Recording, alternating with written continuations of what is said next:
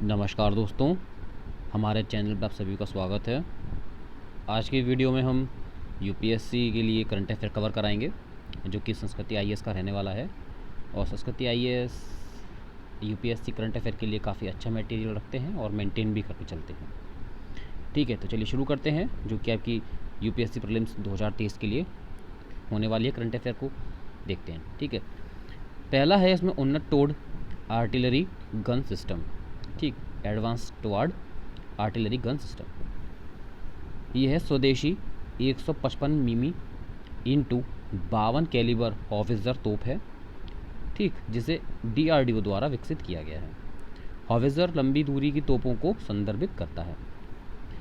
ये इंपॉर्टेंट है कि जो हॉविट्ज़र है वो लंबी दूरी की तोपों को, ऑप्शन में हो सकता है, जो यूपीएससी में आपने देखा होगा कि 2 या 3 ऑप्शंस दिए रहते हैं कि इनमें से कौन सा ठीक है कौन सा गलत है। तो उसमें हो सकता है कि लंबी दूरी की जगह छोटी दूरी कर दी जाए और आप कंफ्यूज हो जाएं। तो ठीक है, ये पॉइंट आप अच्छे से रीड कर लीजिएगा कि वह लंबी दूरी की तोपों को संदर्भित करता है। डीआरडीओ द्वारा इस परियोजना की शुरुआत 2013 में की गई थी।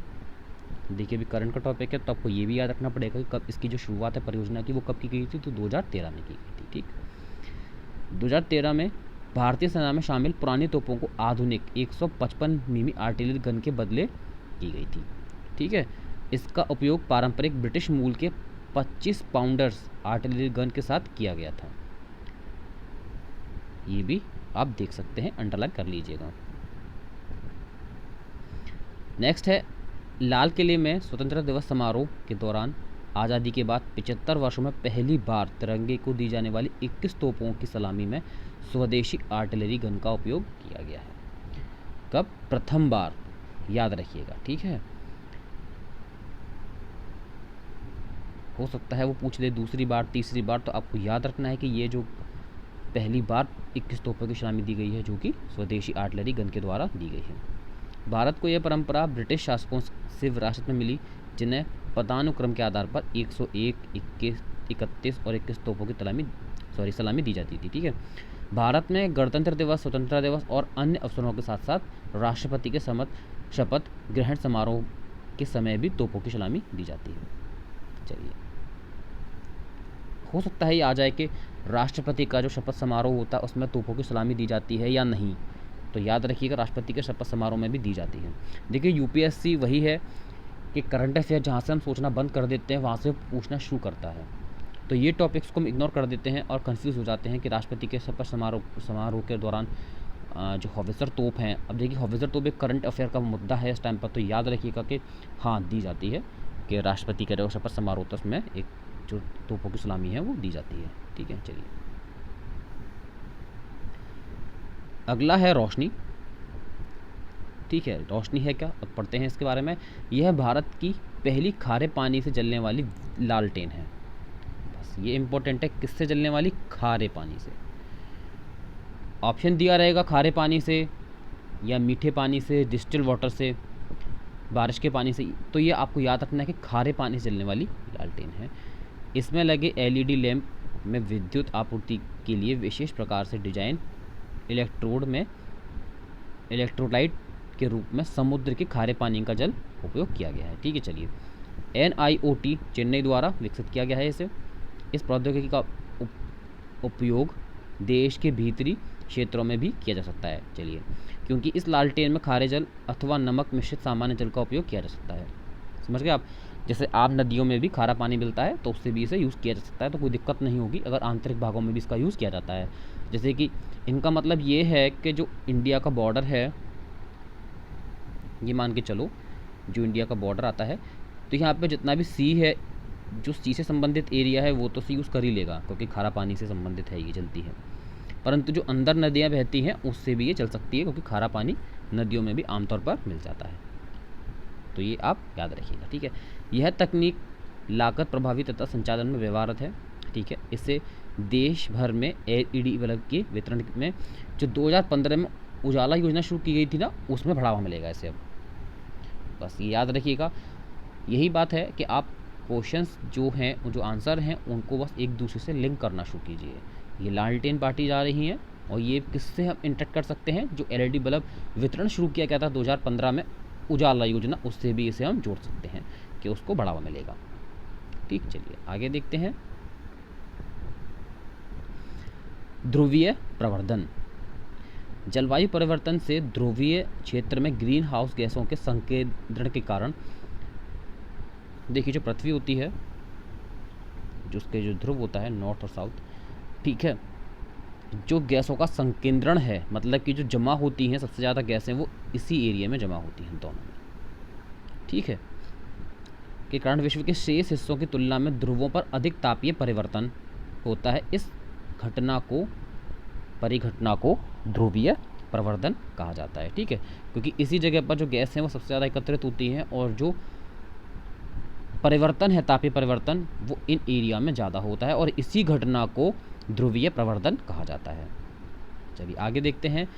हिम एल्बिडो प्रतिक्रिया, हास्तर प्रतिक्रिया, जल वाष्प प्रतिक्रिया और समुद्री ताप स्थानांतरण ध्रुवीय प्रवर्धन के प्राथमिक कारण हैं।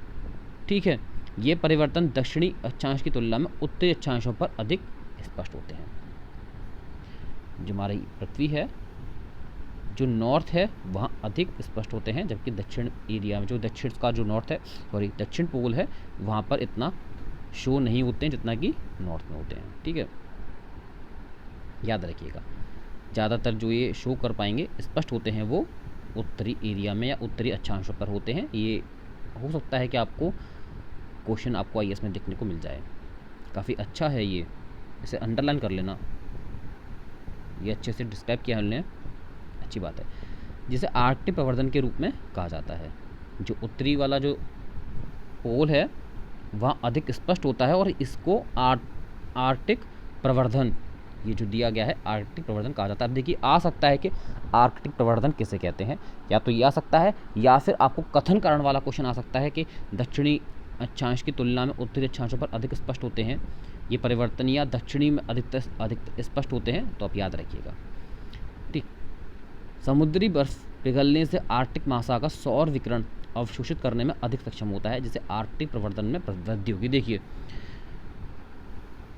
जो उत्तरी है वहाँ बर्फ़ अधिक पाई जाती है, आपको पता होगा, और जो सौर है, सूर्य है, जो उससे प्रकाश आता है, तो जो बर्फ़ होती है वो प्रकाश का अच्छा परावर्तक होती है।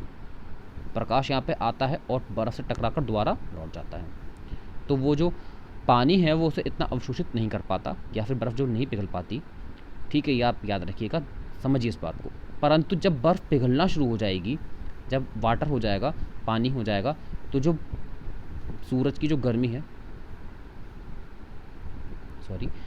सूरज की जो गर्मी है वो जल एब्जॉर्व करना शुरू कर देगा, जबकि जो बर्फ़ है वो एब्जॉर्व नहीं करती है, वो परावर्तक का अच्छा कार्य करती है। ठीक, तो इससे आर्कटिक प्रवर्धन में और वृद्धि होगी। इस परिघटना को आप समझिए। ठीक है, और कन्फ्यूज़न हो तो आप प्लीज़ मुझे कमेंट बॉक्स में पूछ सकते हैं। अगला है तस्मानिया बाघ। ठीक, तस्मानिया बाघ या थाईलीसीन ऑस्ट्रेलियाई मुख्य भूमि तथा तस्मानिया और न्यू गिनी द्वीपों की मूल प्रजाति है। इस प्रजाति को अंतिम बार 1930 में तस्मानिया में देखा गया था। ठीक, इसका वैज्ञानिक नाम थायलासिनम सिनोसेफालस है। ठीक है, यह आधुनिक समय में जीवित थायलासिनिडे कुल से संबंधित एकमात्र मार्सुपियल स्तनधारी है। याद रखिएगा, मार्सुपियल स्तनपायी है था, जो थैली में बच्चों को पालता था। ठीक है, इस प्रजाति की पीठ पर धारियाँ के कारण से तस्मानियाई बाघ के नाम से जाना जाता है। यह मंद गति वाला मांसाहारी जीव सामान्यतः अकेले या रात्रि के समय जोड़े में शिकार करता था। तेज पंजे वाले इस जानवर का सिर कुत्ते जैसा है और यह भोजन के रूप में छोटे रोडेंट्स, पक्षियों, कंगारू तथा अन्य मार्सुपियल्स का उपयोग करता है। ऑस्ट्रेलिया के यूरोपीय औपनिवेशीकरण के कारण इसकी संख्या में भारी गिरावट देखी गई तथा 1980 के दशक में इसके विलुप्त होने की आधिकारिक घोषणा की गई। ठीक है, या अब देखिए, जैसा कि कभी क्वेश्चन आता है कि उपनिवेशीकरण के जो हम कौन कह सकते हैं, दुष्परिणाम कह सकते हैं, वो क्या हो सकते हैं। तो देखिए आप यहाँ से उठा सकते हैं कि जैसे कि ऑस्ट्रेलिया के यूरोपीय औपनिवेशीकरण के कारण क्या हुआ, इनकी संख्या में भारी गिरावट आई। ठीक, और 1980 के दशक में विलुप्त होने की आधिकारिक घोषणा की गई। तो देखिए औपनिवेशिक कारण की ये इसका एक कौन है। अगर आपका ऐसे राइटिंग आता है कि औपनिवेशिक कारण का कोई अगर कौन पूछे या दुष्परिणाम पूछे, तो आप यहाँ पर वहाँ पर इस एग्जाम्पल को सेट कर सकते हैं। ये करंट की घटना है, इसलिए आप लिंक करना सीखिए अपने क्वेश्चंस को, ठीक है, अपने आंसर्स को। चलिए अगला देखते हैं निदान पोर्टल। ठीक, गिरफ्तार नार्को अपराधियों के लिए राष्ट्रीय एकीकृत डेटाबेस निदान पोर्टल नारकोटिक्स कंट्रोल ब्यूरो द्वारा विकसित अपनी तरह का पहला डाटाबेस है। ठीक है, आ सकता है निदान क्या है या किसके द्वारा इसे विकसित किया गया है, तो आप याद रखिएगा निदान है, इसे नारकोटिक्स कंट्रोल ब्यूरो द्वारा विकसित किया गया है और अपनी तरह का ये पहला डाटाबेस है। इसका उद्देश्य नशीली दवाओं से संबंधित अपराधों के खिलाफ कार्यरत सभी कानून प्रवर्तन एजेंसियों की क्षमता को बढ़ाना है। ठीक है, यह portal inter operable criminal justice system तथा क्लाउड आधारित एप्लीकेशंस ई कारागार ई प्रिजन जिसे कहते हैं से प्राप्त डाटा का उपयोग करता है। भविष्य में इसे अपराध एवं आपराधिक ट्रैकिंग नेटवर्क सिस्टम के साथ एकीकृत करने की योजना है। निदान सभी नशीले पदार्थों से संबंधित अपराधियों के डेटा के लिए वन स्टॉप समाधान है, जो जांच एजेंसियों को जांच के दौरान सभी बिंदुओं को जोड़ने में प्रभावी उपकरण के रूप में मदद करेगा। यह पोर्टल नशीली पदार्थों के समन्वय तंत्र NCORD पोर्टल का हिस्सा है। ठीक, अब यहाँ से देख सकते हैं कि ये किसका हिस्सा है, तो NCORD का एक हिस्सा है। ये निदान किसके द्वारा विकसित किया गया है, नारकोटिक्स कंट्रोल ब्यूरो ऑफ, ठीक है, के द्वारा इसे विकसित किया गया है, नारकोटिक्स कंट्रोल ब्यूरो द्वारा। ठीक है, बस ये अपनी तरह का पहला है, इसे आप पढ़ सकते हैं। और जो एप्लीकेशंस है ई प्रिजन्स के द्वारा प्राप्त जो डाटा है उसका उपयोग करता है ये। ठीक है, चलिए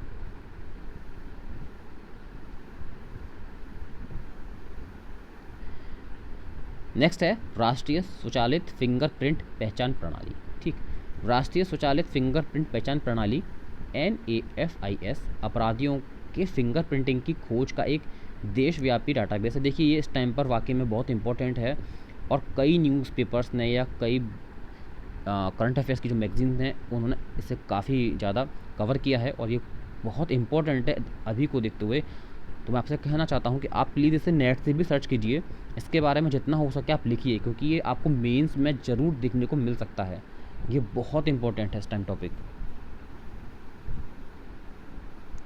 ठीक है, लगभग आपको सभी मैगजीन्स में देखने को मिल जाएगा और आप, मैं चाहता हूँ कि आप नेट से सर्च करके अच्छे से इस पर लिखें, जो भी नोट्स हो सकते हैं बनाइए, क्योंकि आपको मैं गारंटी दे रहा हूँ कि UPSC इसे इसमें मेंस में जरूर कवर करेगा, पक्का पूछेगा इससे संबंधित क्वेश्चंस। ठीक है, इसे राष्ट्रीय अपराध रिकॉर्ड ब्यूरो द्वारा परिकल्पित और प्रबंधित किया जाता है। ठीक है, यह वेब आधारित एप्लीकेशन सभी राज्यों और केंद्र शासित प्रदेशों के फिंगरप्रिंट डाटा को समेकित करके केंद्रीय सूचना भंडार के रूप में एकत्रित करता है, कार्य करता है। ठीक है, यह सूचना प्रवर्तन एजेंसियों को वास्तविक समय में डाटा अपलोड, ट्रेस और पुनर्प्राप्त करने में सक्षम बनाता है। इसके तहत अपराध के लिए गिरफ्तार प्रत्येक व्यक्ति को एक 10 अंकीय, कितना अंकीय, 10 अंकीय, हो सकता है 11 पूछ ले, 12 पूछ लो। देखिए ये पूछ सकता है UPSC फैक्चुअल क्वेश्चन एकदम कि 11 अंकी है, 12 अंकी है, 13 अंकी है, 10 अंकी है, तो बस यहाँ से क्वेश्चन बन सकता है। इस टाइप के क्वेश्चन जैसे BPSC हो गया, UPSC पूछ सकता है। ठीक है एक 10 अंकीय विशिष्ट राष्ट्रीय फिंगरप्रिंट नंबर NFN प्रावधान किया जाता है। ठीक है, ID के पहले 2 अंक राज्य कोड से संबंधित होंगे जिसमें अपराधी पंजीकृत है, इसके बाद एक क्रम संख्या होगी। बस अब याद रखिए कि पहले जो 2 नंबर हैं वो राज्य कोड से संबंधित होंगे। ठीक, क्योंकि UPSC में आपको 2-3 जो क्वेश्चंस हैं वो दिए जाते हैं, आपको बताना होता है कि कौन सा सही है। तो ये हो सकता है कि उसमें पूछ ले कि जो पहले 2 जो हैं वो अंक देश से संबंधित है, राज्य से संबंधित है, डिस्ट्रिक्ट से संबंधित है, किससे संबंधित है। ठीक, मध्य प्रदेश अप्रैल 2022 में इस माध्यम से एक मृत व्यक्ति की पहचान करने वाला देश का पहला राज्य बन गया है। कौन सा? मध्य प्रदेश। याद रखिएगा, MP ऐसा करने वाला पहला राज्य बन चुका है और ये क्वेश्चन आपको देखने को मिल सकता है। और देखिए वाकई में बहुत इंपॉर्टेंट है, इसको लेकर काफ़ी चर्चा भी की गई है। मैं फिर कहता हूँ आप इसे कवर कीजिएगा, ये आपको मेंस में देखने को जरूर मिलेगा। नेक्स्ट है हंगरस्टोन। क्या है देखते हैं। यूरोप के पूर्व वाध्य युग में विकसित हंगरस्टोन एक प्रकार के हाइड्रोलॉजिकल लैंडमार्क हैं जो सामान्यतः मध्य यूरोप में पाए जाते हैं। कहाँ पाए जाते हैं? हंगर स्टोन अगर कभी आता है कि हंगर स्टोन कहाँ पाए जाते हैं, तो मध्य यूरोप में पाए जाते हैं। ठीक है, चलिए ये इस टाइप से क्वेश्चंस आपसे यूपीपीसीएस पूछ सकता है, फैक्चुअल आते हैं जो। ये पत्थर अकाल, इतिवृत्त और चेतावनी के रूप में कार्य करते हैं। बस ये भी आप याद रखिएगा कि जो हंगर स्टोन है क्या होते हैं वो, ये आपसे यूपीएससी पूछ सकता है कि हंगर स्टोन किससे संबंधित है, इसका मतलब क्या है। तो देखिए, अकाल, इतिवृत्त और चेतावनी के रूप में कार्य करते हैं। ये पत्थर वर्तमान पीढ़ी को प्राचीन समय में बड़े भीषण अकालों की याद दिलाते हैं। ऐसा माना जाता है कि नदियों के जलस्तर में गंभीर गिरावट के परिणाम स्वरूप बड़े अकाल को चिन्हित करने के लिए पूर्वजों ने इन्हें नदियों में समाहित किया था। ठीक है, याद अब अच्छे से पढ़िए इसे। अगर कोई नया शब्द आपको देखने को मिलता है तो उसे अच्छे से अंडरलाइन कर लीजिए, उसका स्क्रीनशॉट लीजिए और हो सके तो खुद नोट बनाइए। हंगर स्टोन काफ़ी अच्छा है और इम्पोर्टेंट भी है। ठीक है, मुझे काफ़ी अच्छा लगा, इंटरेस्टिंग है ये। इनमें से कई हंगर स्टोन्स पर एक अनूठी नक्काशी की गई है जो लोगों को सजग करती है कि नदी जल स्तर के बिंदु पर पहुंचने पर भोजन की उपलब्धता प्रभावित होगी। सत्य बात है, जब आपके पास जल नहीं होगा या फिर अगर नदी है भी और वो तालाब जो भी हैं वो उनका जो स्तर है, जल स्तर का कम होने लगेगा तो आप सिंचाई नहीं कर पाएंगे। खेतों में करेंगे भी तो कम हो पाएगी सिंचाई, उतनी नहीं हो पाएगी जब वो भरी रहती थी। तो जाहिर सी बात है जो भोजन की उपलब्धता है वो कहीं ना कहीं प्रभावित अवश्य होगी। वर्तमान में ये पत्थर नदियों के जलस्तर को अत्यधिक कमी के कारण दिखाई देने लगे हैं। ठीक, यूरोपीय आयोग की हालिया रिपोर्ट के अनुसार यूरोप आधी सहस्राब्दी में पड़े सबसे भयानक सूखे का सामना कर रहा है। ठीक, यूरोप तो देखिए, पहले जो होते थे हमारे बुजुर्ग कितने इंटेलिजेंट थे, उन्होंने ये चीज़ महसूस करी कि उनके टाइम पर भी कभी अकाल पड़ा होगा, तो उन्होंने वो पत्थर नदियों में फेंक दिए ताकि जब नदी हमारी सूखे तो हमें इस चीज़ का अंदाज़ा लग जाए कि देखिए जो हमारा जल स्तर है वो हमारे ही गलतियों के परिणाम स्वरूप कम हो रहा है, परंतु फिर भी जो मनुष्य है वो इन चीज़ों से सीखने को आज भी राजी नहीं है और इसका परिणाम भविष्य में ज़रूर भुगतना पड़ेगा। चलिए आज के लिए इतना, करंट अफेयर बहुत है। मिलता हूँ आपसे अगली वीडियो में। इसी को आगे कंटिन्यू मैं करूँगा अपनी वीडियो में, और ये एक यूपीएससी के लिए काफ़ी अच्छा करंट अफेयर है, आप इसे नोट कर सकते हैं। ठीक है, अब देखिए इसमें से एक हंगर स्टोन काफ़ी अच्छा लगा मुझे, और जो फिंगर प्रिंटिंग वाला है इसे तो आप अच्छे से देख ही लीजिएगा, ये वाकई में बहुत अच्छा था, ये मेंस में भी आपसे पूछा जाएगा। चलिए मिलते हैं आपसे अगली वीडियो में। और हमारा चैनल अगर आपको अच्छा लगता है और आप हमारी वीडियो आपको काम की लगती हैं तो प्लीज़ हमारे चैनल को सब्सक्राइब कीजिए। मिलते हैं आपसे अगली वीडियो में। नमस्कार दोस्तों, जय हिंद, जय भारत।